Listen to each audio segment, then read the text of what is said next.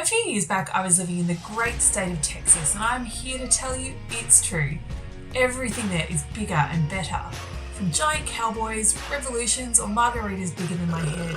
Heck, even my bruises were bigger in the Six Flags state. Unfortunately, for the women and pregnant people of Texas, the hold religious fundamentalism has over the state legislature is bigger and uglier too.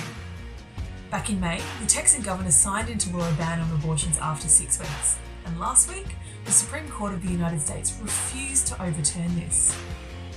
Given that 6 weeks is the point when many women will first be realising they've missed their period, this makes abortion almost impossible.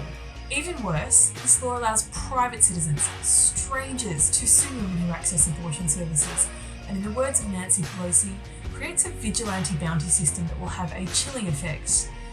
Yeah, no thanks. While the Texas law might now be the strictest, hey, at least it exists. Unlike Australia, where every state and territory has overturned legislation outlawing abortions, many American women have been protected by precedent via a ruling in the Supreme Court of the United States that you've probably heard of, Roe v. Wade. There are still 8 states relying solely on the Supreme Court ruling, which if overturned would immediately make criminals of the women seeking termination and the doctors that provide the service. With the Supreme Court Trump stacked with ultra-conservatives prior to leaving office, this is not as far-fetched as it seemed a few years ago. But this could never happen here, right?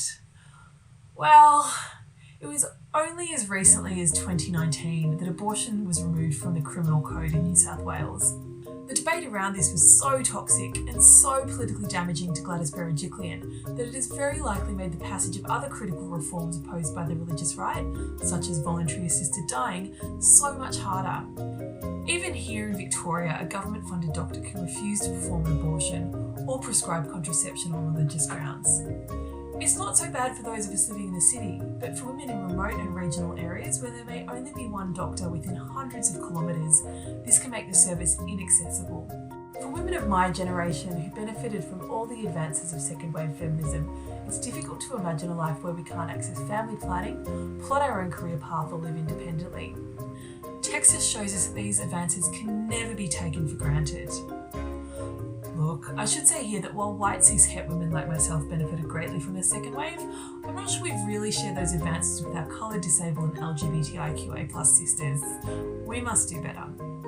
The truth is, unless a right is enshrined in our constitution, any law can be overturned by the Parliament of the day.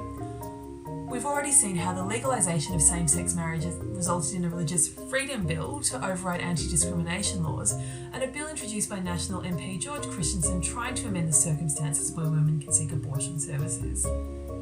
As the Australian Christian lobby systematically increases its influence over the LNP, how long until we have a parliament willing to overturn reforms, just like Texas? No parliament has any business regulating what happens inside my uterus. Medical decisions are the domain of medical practitioners, not lawmakers who bear none of the responsibility. To all the female politicians out there who don't like abortions, that's fine. Don't have one. And to the male politicians out there who feel the same, get a fucking vasectomy.